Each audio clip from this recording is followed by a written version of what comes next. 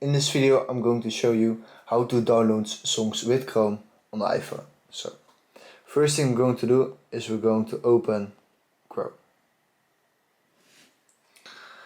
We're going to a website called Pixabay.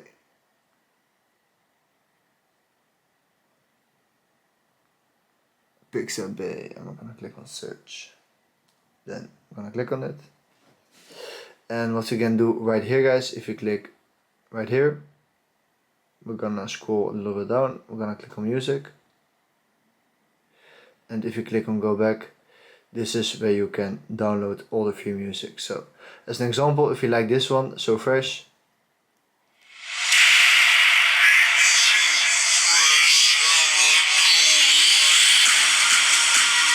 So now if you like that one, how you can download this is right here. We're gonna click on this, download it, and there here guys, you can see here below, you can save it, and that is how you download music on Chrome on the iPhone.